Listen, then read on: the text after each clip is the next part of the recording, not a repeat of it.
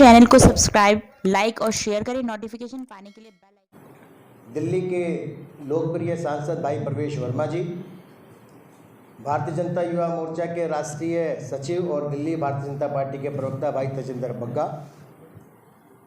दिल्ली में media relation विभाग के प्रमुख भाई हरीश जी और मेरे सहयोगी सह प्रमुख हरिहर जी यहाँ मौजूद हैं। मैं आदरणीय आदेश जी से निवेदन करूंगा इस प्रेस वार्ता को। तेजिंदर सिंह संधू जो यहाँ पकड़ने के लिए तेजिंदर पाल सिंह बग्गा को आया था, जो ड्रग माफिया का सबसे ज्यादा संरक्षण करता वहां पंजाब में डीएसपी के रूप में काम करता था, जिसको सब इंस्पेक्टर से डीएसपी प्रमोट करने का काम पंजाब के अंदर अरविंद केजरीवाल की सरकार आने के बाद किया। वो ड्रग माफिया को पकड़ने की बजाय उसी ड्रग माफिया जो सबसे बड़ा ड्रग लॉर्ड है उसके कहने पर कुलजिंदर सिंह को जो नाम बदल कर केएस संधू करके जो बग्गा को पकड़ने आया था, ये केजरीवाल ने किया। वो चाहते तो पंजाब पुलिस, पंजाब की सरकार का इस्तेमाल वहां की अलगाववादी सिख, अलगाववादी आतंकवादी गतिविधियों को लगाम करने के लिए करते। वो चाहते तो वहां गैंगस्टर जो बढ़ रहा है उसको समाप्त करने के लिए पंजाब पुलिस का इस्तेमाल करते, लेकिन नहीं किया। केजरीवाल ने इस्तेमाल कहां किया? जो जनता के प्रश्न पूछ रहा है वो भारतीय जनता पार्टी के कार्यकर्ता नेता के रूप में उस पर सवाल, उस पर नोटिस भेजना, उनके ऊपर कार्रवाई करना। मैं केजरीवाल जी से कहना चाहता हूं कि इस तरह की जो तानाशाही तुगलकी प्रवृत्ति है वो रावण की भी नहीं चली थी, दुर्योधन की भी नहीं चली थी। और जो आप बौना दुर्योधन तो था, लेकिन आप जो बौना दुर्योधन बनकर जो इस समय तानाशाही दिखा रहे हो, जो डिक्टेटरशिप दिखा रहे हो, उसका जवाब आपको मिल गया है। और ये जवाब यही है कि आपके नोटिस से, आपके फरमान से कोई भारतीय जनता पार्टी का कार्यकर्ता डरने वाला नहीं। तेजिंदर पाल सिंह बग्गा के पीछे आज पूरा देश खड़ा है, पूरी पार्टी खड़ी है। तुम्हारे नोटिस से डरने वाले नहीं।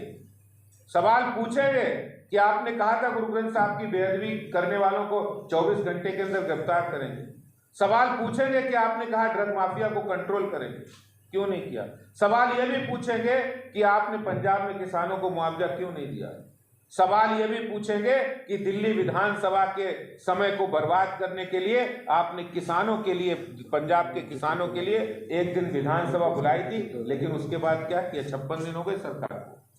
आपने विधानसभा में ही कहा था दिल्ली में आयुष्मान योजना लागू करेंगे। सवाल पूछेंगे, तुम में हिम्मत है तो उस सवाल को रोक कर दिखाओ। सोशल मीडिया पर भी पूछेंगे, मीडिया पर भी पूछेंगे और दिल्ली और देश की जनता के बीच पूछेंगे।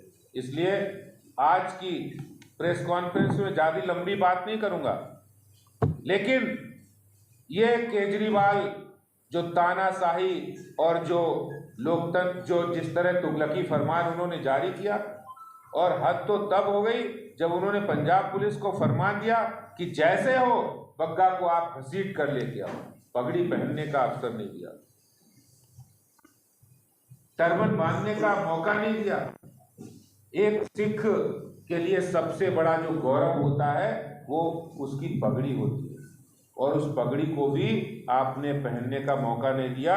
सिखों के जो सबसे बड़ी मान्यता, उसका अपमान करने का काम, उसके जुर्म के दोषी भी केजरीवाल है। और तो और एक बुजुर्ग पिता जो अपने बेटे की बीच में सिर्फ बचाने के लिए आया, उनको बोला कि कपड़े पहनने दो, पगड़ी पहनने दो, उनको धक्का दिया, उनके मुंह में कपड़ा ठूसने का काम जो किया है, ये बुजुर्गों का अपमान, एक सिख पिता का अपमान किया है केजरीवाल ने। इसके लिए कभी आपको पूरा सिख समाज, हिंदू समाज या पूरा भारत आपको माफ नहीं करेगा। तो केजरीवाल जी, ये लड़ाई आपने शुरुआत की है, ये षड्यंत्र आपने शुरुआत किया है। भारतीय जनता पार्टी इसको समाप्त करेगी, चिंता मत करिए।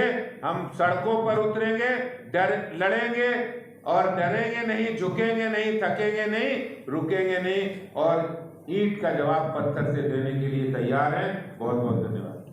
100 जूते भी खाए और 100 प्याज भी। दिल्ली के मुख्यमंत्री अरविंद केजरीवाल पे आज ये कहावत सही सिद्ध होती है। हरियाणा पंजाब हाई कोर्ट ने जो आदेश दिया, उस आदेश से ये साबित होता है ये देश कानून से चलता है। अरविंद केजरीवाल पंजाब जीतने के बाद अपने आप को कानून से ऊपर समझने लगे थे। आज उनका वो दंभ भारत के उच्च न्यायालय ने तोड़ने का काम किया है। जिस प्रकार से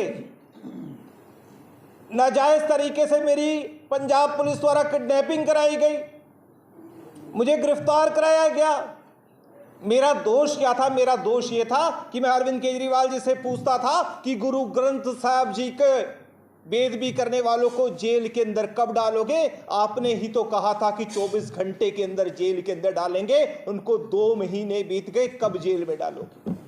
मैं उनसे ये पूछता था कि मेरे पंजाब के जो बेटियां हैं उनके सुहाग गुजर रहे हैं, माओ की कोख उजड़ रही है, उन ड्रग्स माफियाओं को आपने कहा था 1 हफ्ते के अंदर जेल में डालोगे। आपने एक भी एफआईआर नहीं की, कब उनको जेल में डालोगे?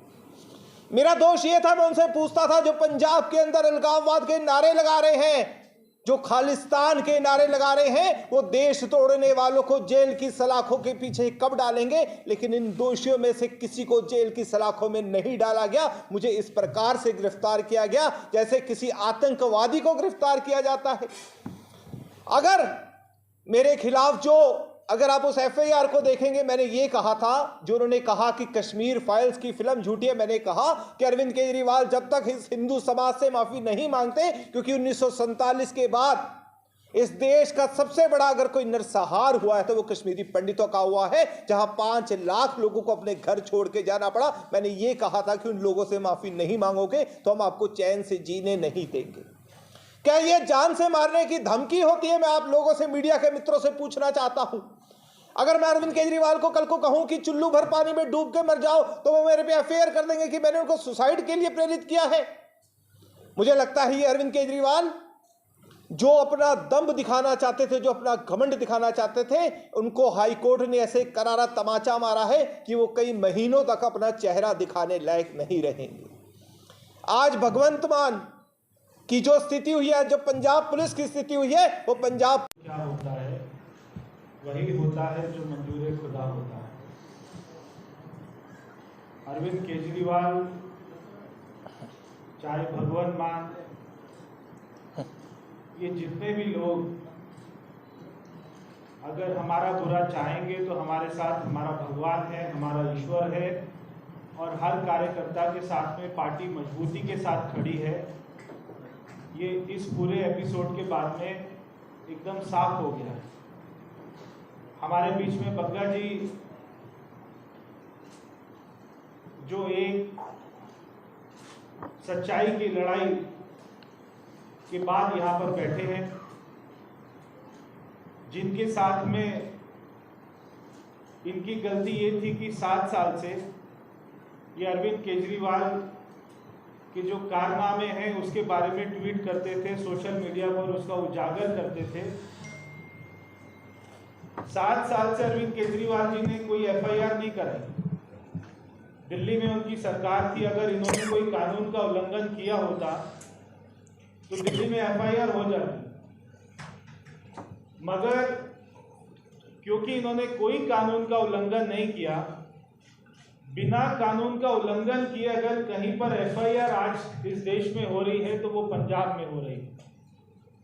और वो ऐसे वहाँ के अफसर जो इन मामलों में पहले भी लिप्त रहे, उनका उपयोग करके हो रही है, उनको डरा धमका के हो रही है कि अगर तुम दिल्ली जाकर नवीन कुमार को नहीं लेकर आए, बग्गा जी को नहीं लेकर आए, प्रीति गांधी को नहीं लेके आए, कुमार विश्वास को नहीं लेके आए, तो तुम्हारी फाइल खुल जाएगी, सस्पेंड कर देंगे। वो अफसर इतना भी नहीं सोच रहे कि वो दिल्ली में जब आते हैं तो दिल्ली पुलिस को नहीं बताते कि हमारे एक ऐसे ऐसे एफआईआर है और आप जाइए और हमें उसको अरेस्ट करके दीजिए। तो इतना काला कानून चल रहा था कि सुबह आकर इनके पिताजी को मारा गया,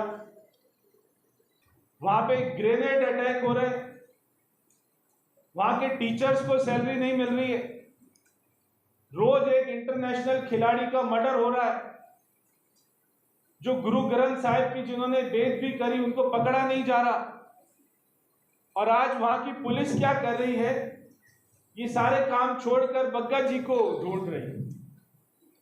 बग्गा जी को अरेस्ट करने के लिए एक नहीं